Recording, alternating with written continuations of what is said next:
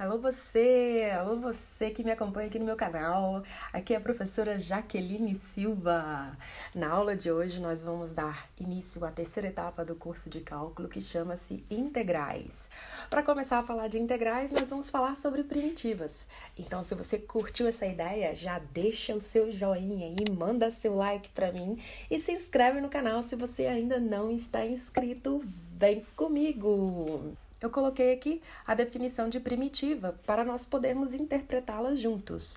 Uma função f maiúsculo é denominada uma primitiva de f minúsculo num determinado intervalo i se, quando eu derivar a f maiúsculo, eu encontrar a f minúsculo para todo x dentro desse intervalo pré-definido i. Jaqueline, eu não entendi essa definição. O que ela está querendo me dizer? Ela está querendo me dizer o seguinte, que se você quer encontrar uma primitiva f de uma função, basta que você encontre uma função de tal forma que quando você derivá-la, você encontre a função original. Vamos ver um exemplo? Eu coloquei aqui o seguinte exemplo. Seja f de x igual a x ao quadrado. Quem é que vai ser a primitiva de f de x igual a x ao quadrado? É 1/3 de x ao cubo.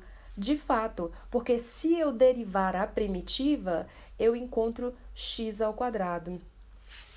Jaqueline, não entendi não, ficou meio confuso. Explica mais? Explico. Então, se você tem uma f de x igual a x ao quadrado, você precisa dizer para mim quem é a f grande, quem é a primitiva.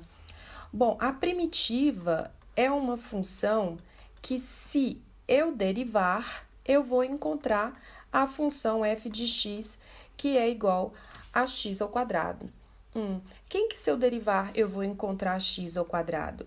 É a função 1/3 de x ao cubo. De fato, porque se eu derivar, 1/3 de x ao cubo, usando a regra da potência, esse 3 desce para cá, eu vou ter 3 vezes 1/3 x, aí aqui em cima vai ficar 3 menos 1. Então, a minha derivada da primitiva vai ser, pega esse 3 e simplifica com esse 3, vai sobrar 1 vezes 1 vai dar 1, x, 3 menos 1 dá x ao quadrado.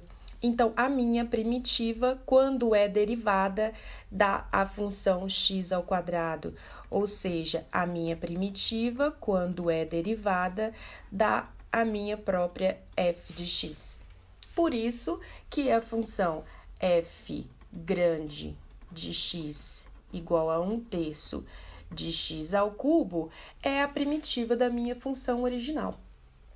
Porém, olha só que interessante, vem comigo aqui.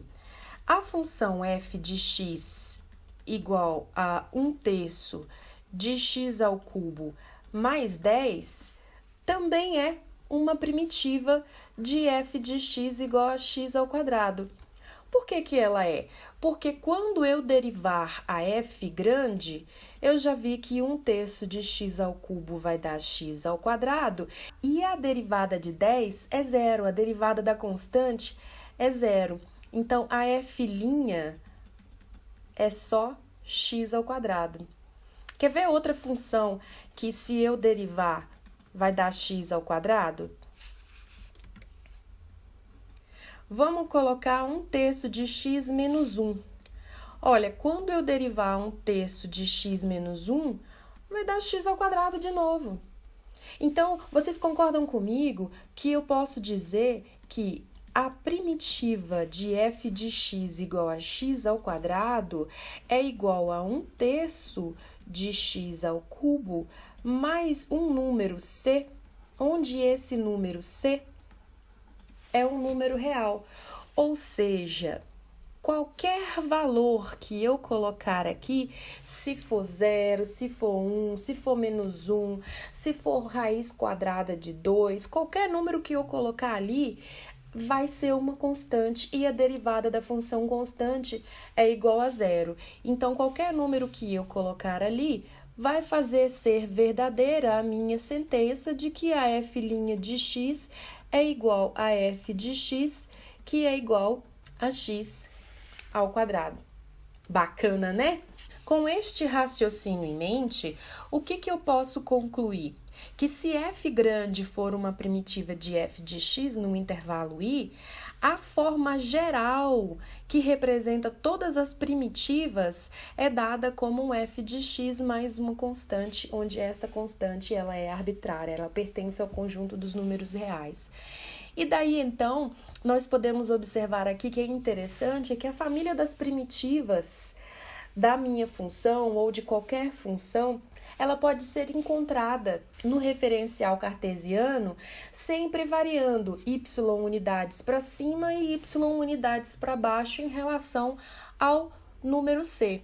Ou seja, aqui eu vou ter x ao cubo sobre 3, que é esta função rosa, e quando x ao cubo sobre 3 soma 1, sobe uma unidade no eixo y. Quando soma 2, 2 unidades no eixo y. Soma 3, 3 unidades no eixo y. Então, se soma 10, sobe 10 unidades no eixo y.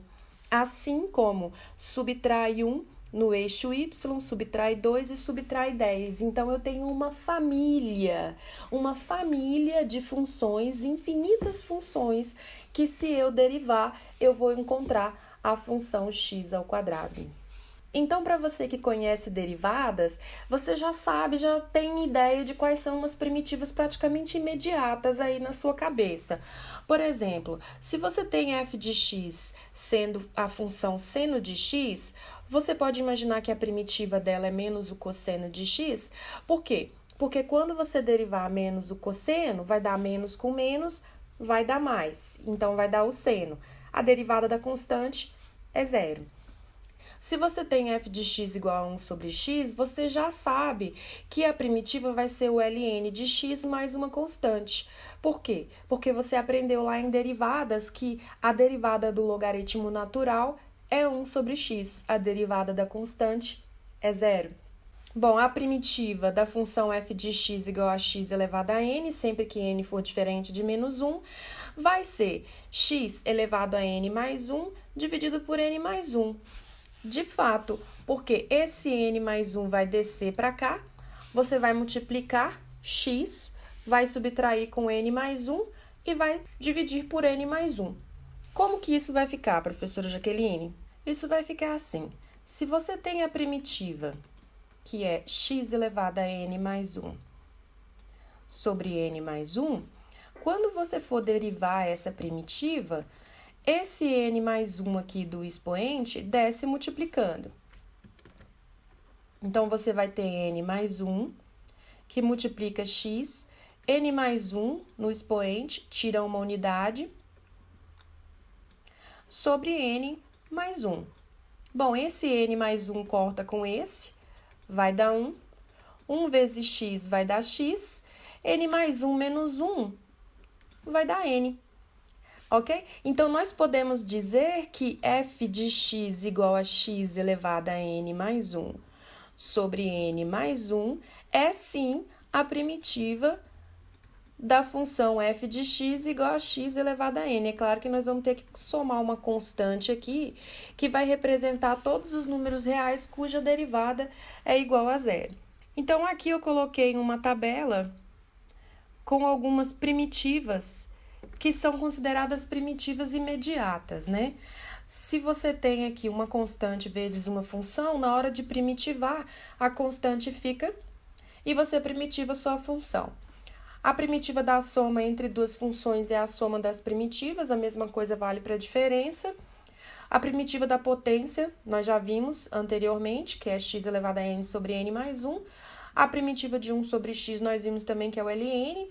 Essa é a primitiva mais fácil de fazer, que é o e elevado a x, né? A primitiva é e elevado a x, porque a derivada é a ele mesmo. A primitiva do cosseno é o seno. A primitiva do seno é menos o cosseno.